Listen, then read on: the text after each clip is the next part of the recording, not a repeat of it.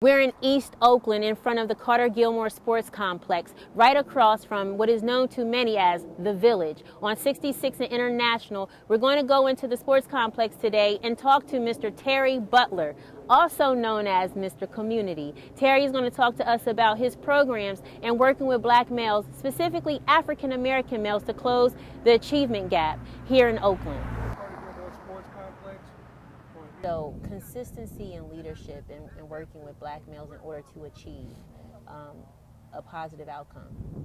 How for you, Mr. Community, what does that look like? Like building the black male achievement gap for your organization, what does that take? You mentioned a lot of things that go into it, but what does it take, that part of that consistency? What does it look like? Well, one, you have to care. Two, you have to be non-conforming, meaning that you have to be productive, not popular, which means you have to do the right thing. And I don't think that's hard. That's not rocket scientist. It doesn't take 8 years of education to go back to basics. I always tell people, it doesn't take an education to take a kid's life. It doesn't take one to save one. It's so simple. You have to care first, and after caring, you have to find the problem. Once you find the problem, you have to be willing to fix the problem. And it takes a lot of time to do that. And if you were talking to a young black male in this moment to say, that was coming to you in order to talk about a problem or fix a problem, in order for him to shift his mindset and achieve his greatness. Right. And in this case, her greatness. True. But specifically for his greatness, what would you share with that male child, young or 18, a coming of age male? Can I tell you something funny? Yeah, I go deeper than a child. Meaning that I had a kid 1 year who was being abused. Nobody knew it. I went deeper than the child. You go to the household. That's where it starts. That's where it will always finish. People focus on the children and they don't get into the household enough. That is the solution. That is where the state of mind comes in. Parents stop going to PTA meetings. Once they're out of daycare mode, they get out of their lives. So the best way is to involve the parents and make the parents feel special about themselves and give them a tool to stay with their children from 4 to 18. And is this problem in your eyes, is it a national problem, the low rate of black males achieving versus getting them engaged on a consistent basis? How urgent is this issue for you? Very urgent. It's a consistent problem anywhere you go. I mean, like, you can cut and paste this problem. But what I do want to honestly say is I don't think we're doing enough to step up to the plate. We're over the fence. We do complain a lot. So you have to ask people, what are you doing? Right, and who is we? We, meaning that a lot of parents, I feel parents need to step to the plate. I think that electeds can step to the plate a little more, and I think they're doing a great job at what they do. But in order to bridge that gap, that can be a factor there as well. I mean, we have a great elected that work with us in this district. Councilmember Terry Butler, she works real good with us in this district. So I want to give her, show her love for that. But really the village, I mean, honestly, it's a parent thing. And what about artists? I mean, you mentioned music. What about artists standing up and stepping out and being responsible, regardless if they want to claim that responsibility or not? But to say, you take time, not comparing, but just sharing. Now, I'm not going to compare, I will share. But that's why Too Short called me coach. That's what God put me here for. So tell them what to do. Tell them what to do, Mr. Community. Okay, if it's a consistent problem anywhere you go. I mean, like, you can cut and paste this problem. But what I do want to honestly say is I don't think we're doing enough to step up to the plate. We're over the fence. We do complain a lot. So you have to ask people, what are you doing? Right, and who is we? We, meaning that a lot of parents, I feel parents need to step to the plate. I think that electeds can step to the plate a little more, and I think they're doing a great job at what they do. But in order to bridge that gap, that can be a factor there as well. I mean, we have a great elected that work with us in this district. Councilmember Terry Butler, she works real good with us in this district. So I want to give her, show her love for that. But really the village, I mean, honestly, it's a parent thing. And what about artists? I mean, you mentioned music. What about artists standing up and stepping out and being responsible, regardless if they want to claim that responsibility or not? But to say, you take time, not comparing, but just sharing. Now, I'm not going to compare, I will share. But that's why Too Short called me coach. That's what God put me here for. So tell them what to do. Tell them what to do, Mr. Community. Okay, if you're an artist, the best time to influence children is when you're hot. Yeah. The one thing I've noticed in consistent patterns is when artists make it, they're hot, they're into themselves. Then on the back end, here they come. And that's that 15-year window of influence. 2, it's not their skill set to really come down in this world. This is a different world. What I think they can improve in, if you're an artist listening, is getting somebody in that world that you can work with, because everybody doesn't have the time that I have or the commitment that I have, because there's a lot of financial things that I actually sacrifice to do this. And let's face it, when it comes to money, a lot of people are about that money first. And I'm about getting scholarships first. If I got 300 scholarships, which I've gotten for some of my girls are in Stanford University, to me, that's like making $250,000. Right. So it's how you look at the buck. And I always tell kids that you can make $1, but it doesn't mean nothing if your soul not worth a dime. Right. And if you're not giving back. Yeah. And the cycle of giving back too, and you tell me, the cycle of giving back when you right now have 1,000 children in your program, playing sports and you know, I don't know exactly what you're doing in the educational realm, but in a form of conditioning through sports and everything else that you may be sharing and teaching these young youth has a point. Like, are you hoping that one day they come back and give back to create this legacy and to continue it? I force them. Sweet. I force them. I literally have pulled together a lot of legends. Bill Russell, who has 12 championships, NBA, Joe Morgan, Vida Blue, Bib Roberts. I work with Short. I mean, as soon as he wanted to come back. I really think, honestly, this is the key. What is your definition of giving back? Giving back is not just setting up a foundation and giving money and the kids don't even know who you are. That's really an Uncle Sam help. Right. Most people that give back, they get tax refunds or whatever. Giving back is showing consistency, meaning I have a 12-month program, like y'all called me today, right? What was Come it? on down. Let's come be on. real. You Let's be come real. on? Yeah. They called me today, and on a 10-minute notice, they can come see me and there's kids. That's a program, right? Not a one-day ribbon cutter. Where, you know, people wave their hand one day and then you're out their lives. Kids just want to see consistency. So when you ask me about giving back, it's your true definition of what giving back means. It doesn't mean hand somebody a check for $5,000. They're looking for your knowledge. They're looking for your resources. How can you get the next African-American boy to the next place? What is the finishing result? At 19 years old, some of my players are doctors, lawyers, whether I got them, I mean, seriously, that's giving back to me. Now, I want to shift gears a little bit. We've been talking in and out of the conversation about African American male achievement. What is your involvement with African American male achievement? Well, 2 components. We're minority based here, so black males come through here. I mean, they're firemen, doctors, lawyers here, very involved here. Coming from my father, I mean, of 42 years. In terms of Chris Chapman, I mean, me and him went on a 3-year mission for African-American boys and went and got a $4 million grant together. So we mixed Mr Community style and entertainment and ability to grab youth with his being African-American with an education, Ivy League school education, come from Frisco, and he comes to me at the Willie Mae Skybox and said, Terry, I want to work with you. Let's do and it. we pull off this $4 million grant in an area where a lot of people couldn't penetrate.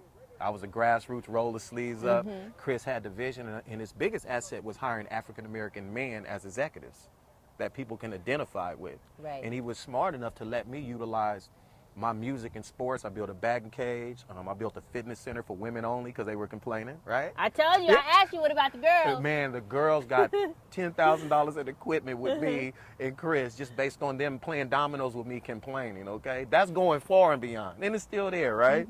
2, we went and got a $4.5 million grant that survived for 5 years, created 42 jobs. We had everything from self-defense to driver's education to education to sports. I mean, we balanced it off, and that was the key thing with Chris and myself. I mean, what he's doing with the district now, and by the way, that was his dream. When we was at the Y, he was like, brother, if I can ever get something with the city and make impact, I said, man, I know plenty of superstars. You're a superstar in this world. And when he got the job, he called me.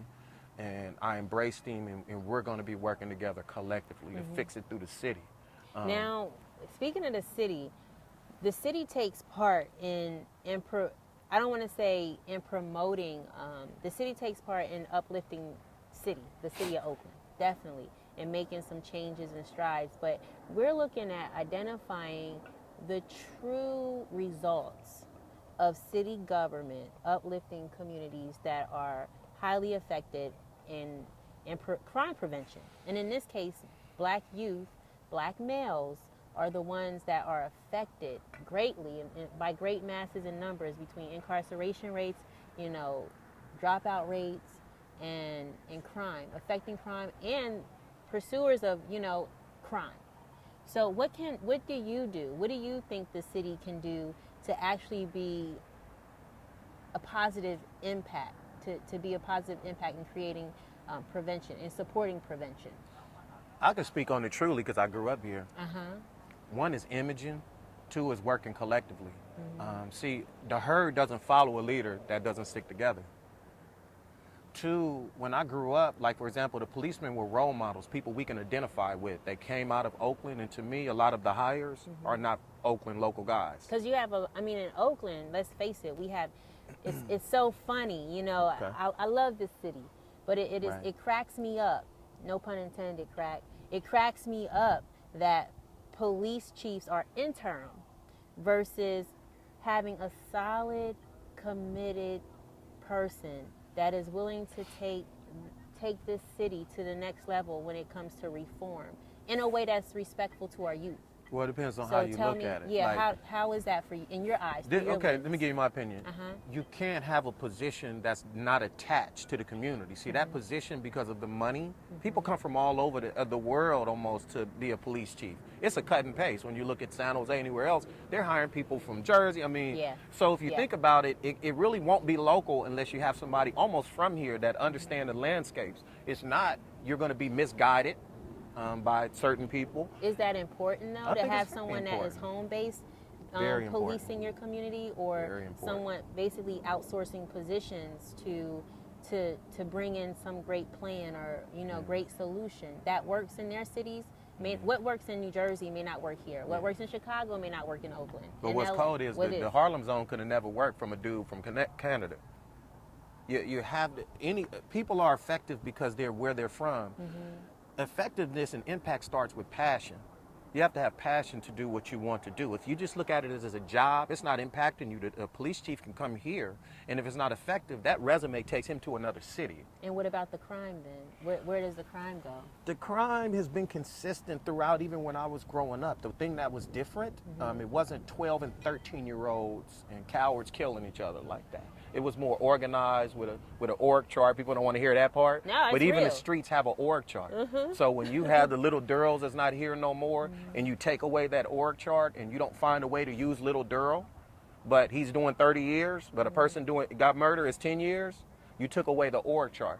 And true story, when they had a shooting at a church, some of them was my kids on both sides, right? So I had a private meeting with them. This after they were shooting and being shot at, and they didn't want to meet with anybody else that they didn't trust, which was press. That's going to put that negative press on you. And I asked them, I said, what's your problem? So we don't have anybody to look up to. We're self-governed. And see, if you... go ahead. No, I'm just saying, if you understand streets, I come from streets, people don't want to hear this, but streets are not self-governed. No matter wherever you go, there's always an org chart at what you do. And if you don't come from streets, you don't understand it, it's way over your head. So in that case, from an organizing perspective too, right. As a community organizer myself, how do we organize crime so there's no crime? Will there ever be a situation where black males, the achievement of crime is totally taken in a new direction? Same is cut it and poverty? paste. Is it you see Anywhere what I'm you saying? go, it's poverty. There's no way in the world because it's our culture that's doing it to each other. If you go to any other culture, you can go to a trailer park. That don't mean they're killing each other. It's a cultural thing. And I take responsibility, and we need to take responsibility as African Americans specifically and stop blaming it on other people. We're killing each other. Not politics, not nothing else. Yes, it's things that they can do to help, but we can't put the blame when the person behind the trigger is clear what it is. So if we're self-governed, and these young men are self-governed, and they're claiming to be self-governed, Right. To affirm that and claim that you're self-governed and will do whatever it takes, I'm curious as to know without details for the privacy of the closed door meeting. Right. But what did they say would help them and to squash whatever was going on? What could actually help close that door or that window, culturally speaking, socially speaking, whatever it takes to redefine that org structure? What they told me was a light at the end of the tunnel, meaning that they don't see a future. Because we don't balance role models in the community. So what they see as a role model is what they're looking at on TV, video games, whatever popular boy has that attracts girls is what they see as a positive role model, which is a lot of African American communities, not the stereotype but true. It's going to be a car. It's going to be your ability to make quick money and not the long term, which is normally education. That's long term. When I grew up on 69th, I had a 2-parent household and he couldn't stop me from being involved in the streets, right? So take a kid that has no father at home. I feel that a lot of men has ran out on their children, their boys. There's no man around in the household, so you have women raising boys, and women can't show a boy how to be a man. And that's that a huge attributes problem. to the lack of black male achievement, Correct. you say? Correct. Lack of role models. I mean, we have over 50 coaches here, and I will tell you, about at least 6 or 7 players don't have a father at home. Yes. So let's talk about that. We're going to segue over here to the baseball field. Actually, what are we heading into? Man, what are they playing? What's the game? What's the game? This is great. We have a minority team that travel around the nation. They just won the Las Vegas tournament. A minority baseball team went to a cultural baseball tournament and won. They've won 5 out of 6. They're traveling. They're getting life skills. They're going through the Mr Community educational program, and we have black males that's shifting them through this process. So, and what's that? But he just he got 5 masters, 5 young black males. When me and Chris got the grant, the first thing I did was put in self-defense, because I feel a lot of violence is happening because they're cowards. They don't know how to defend themselves. And that's what he teaches, leadership skills. But his boys, they're international champions. They masters now. Right. And now they're giving back and teaching youth using self-defense actually to do that. But when we go in here on this field too and mention some of the life skills that the youth are actually acquiring during their travels, and backtrack to them winning the championship. Right here, and then you can talk about what's behind you. Okay. I'm gonna get you here, and I'm gonna swing back and forth. You want to get one with like a kid? Yeah. I'm gonna swing back and forth. What's that? I'm gonna swing it to where we're gonna get them. Then we're gonna walk into it. Yeah, because it'll be real cool to have them like behind me while we're talking. That's what we're doing. Hey, watch out on batting practice. Make sure we don't get smashed over here. Ready? Turn this. You want me to turn them this way though? So you can see the kids behind Terry, us. put that in your pocket. Hold on. Got it. Yeah, just put that in your front pocket right there. Yeah, that's what I'm saying. Like, you should get that. We're gonna pick it up I got you. Right there. based on how we Yeah, stand. just put that in your pocket right there. Yeah, you got it. Cool. All right. Ready? All right. So just talk like you're in a conversation, like y'all facing each other, and just go for it. Okay. And just say, what did we see in the back? Go for it. All right.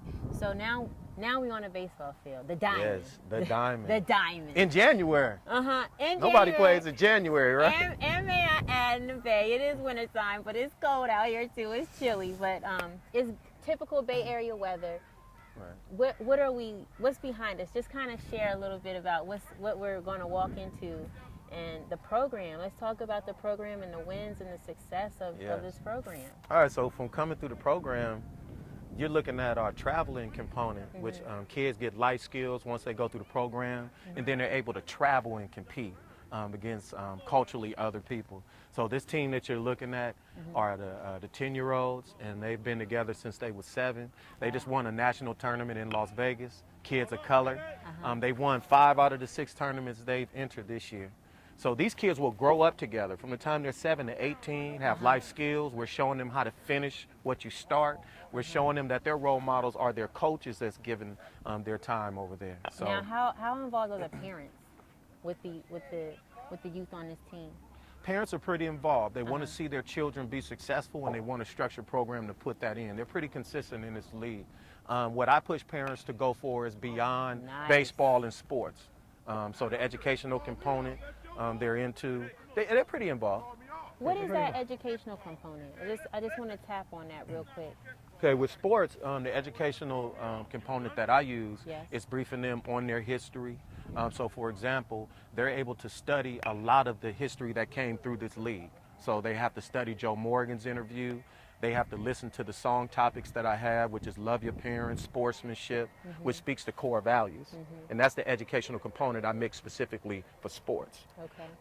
Most sports programs is coaches show up, coach, win, lose. There's no in between. And so I bridge that gap with Mr Community. I want to talk about losing. Okay. You know, we can talk about winning. Actually, congratulations on the championship. Yeah. How do you discuss a loss?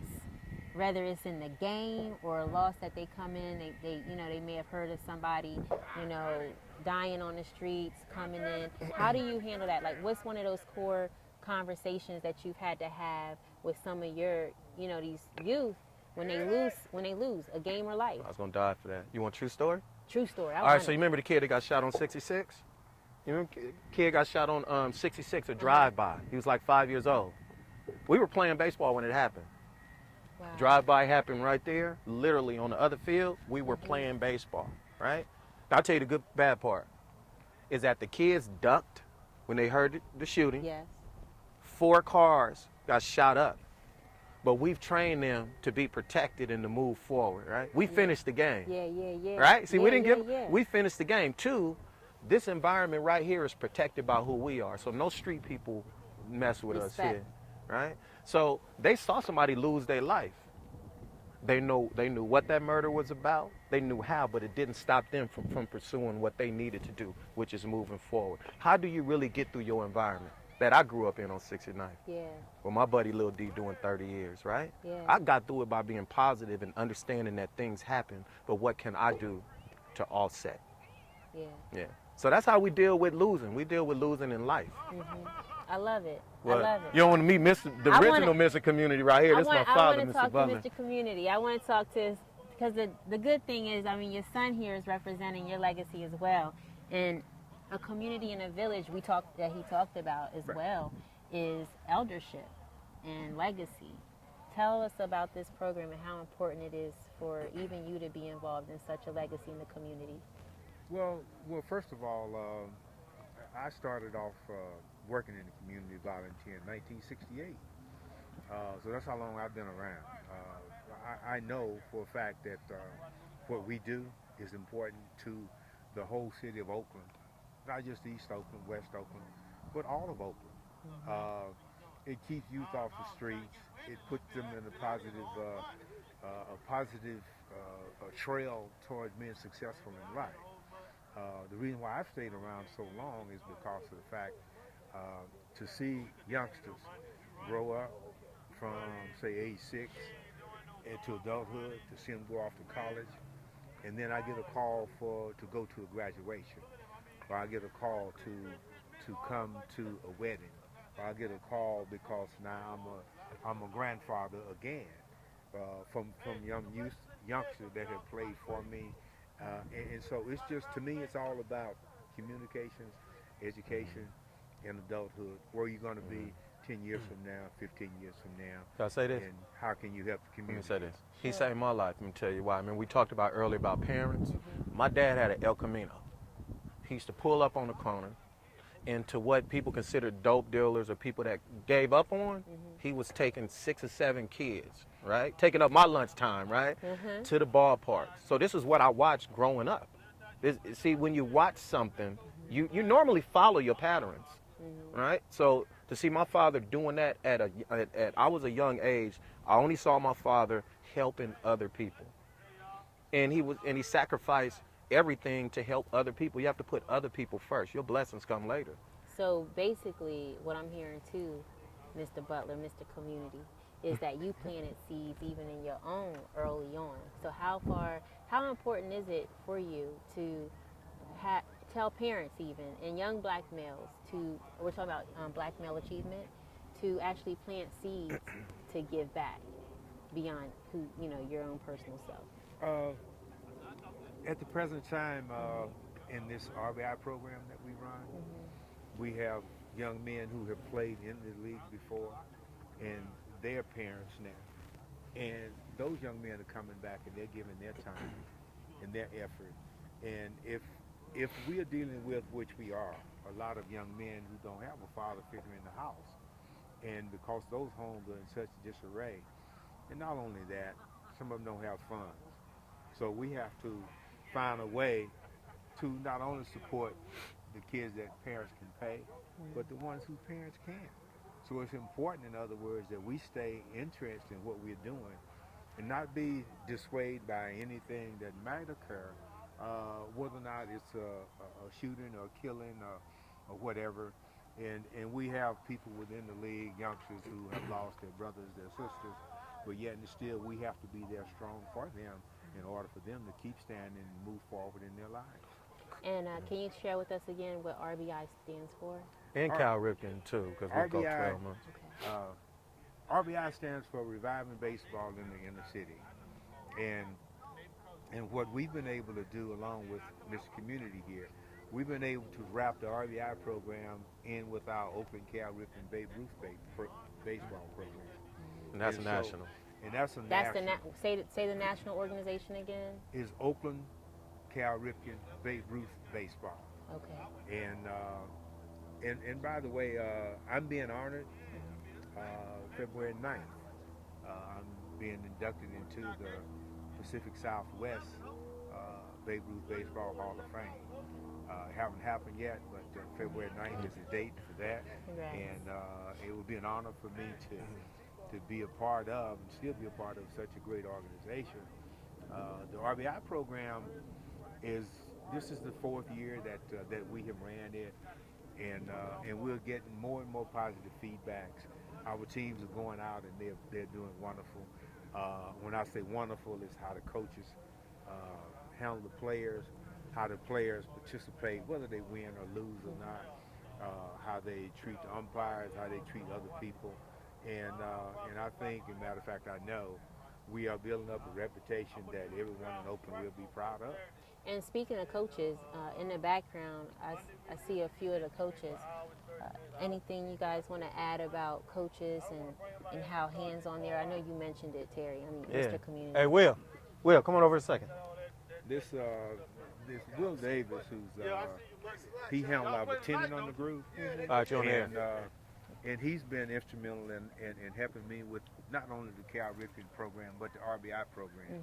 So to me, he's another son, okay? And someday when his children have children, I'll have great-grandchildren. There you go. You know, so we're all about community, you know, but he done a tremendous job with the team, with the teams that he's had the last couple of years where we've been not just playing league games, but training. Winning championships? This is the key. Well, this is the key. Let me tell him the key, Dad. So this is the key. This is an example of what a mentor means. So, for example, when he gets them at 5, everybody has a system. So we have little teams. Even Chris Chapman, he founded a team to play in his league. So his boys is coming through our league. So when you start them at 5, they see this man from the time they're 5 until they're 18. And Chris mentioned he had baseball today. That's why he's not. We're not over there with him. He said his boys are playing today. So quick story. So what's up? So quick story. When we did the YMCA grant, the first thing I said was I wanted to extend baseball 12 months to the year. So I talked to my dad, and we ended up founding a fall ball league, right? Which made us go 12 months. Chris was through the YMCA we were able to help fund certain components of that league. Chris decided to create his own team called the Panthers, which he coaches, right? Okay. And it came from the YMCA, Okay. right? So he put his team in this league. They started with 1 team. They have now grown and they go up to 12. But it's an example of there's no staff turnover here. There's no kid waking up, he's fired, because guess what? He's a volunteer. He wants to be here. Right. When you ask me the key of African-American boys is seeing a consistent role model that they can count on. He gets those calls 3 in the morning. Now, what kind of calls do you get? Because we're talking about black male achievement and all the things that go with it, good, bad, ugly, and different. Tell us. Well, you got the different things. I got kids, kids that want to be on the field, kids that want to get out of the streets. I got kids on my Panther team. That a couple kids scored top 100 in the Oakland School District. I got 2 on this team here that scored a perfect 100 on their tests. Then we do grades checks. for them to play, especially with my traveling team in the league play, them grades is very important. Grades come before anything.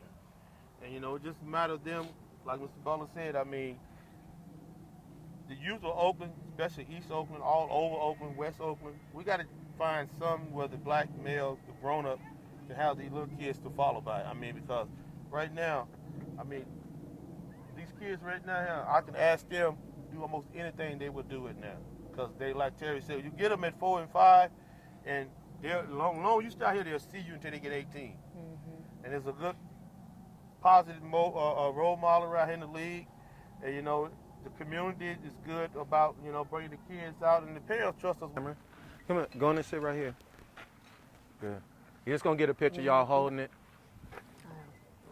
Act like you just woke up in your Cheerios and you're on your iPad or something. Smile.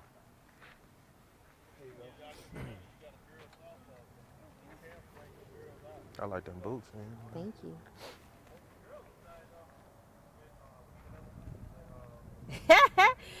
Are you taking a picture or are you He's just strolling them. But you know, y'all should sound excited. Now give me an excitement sound. Like you just won. Replay. Congratulations. Like that. Yeah. That's how you felt when you won? Yeah, A little bit? Just a little bit. Cool. That works.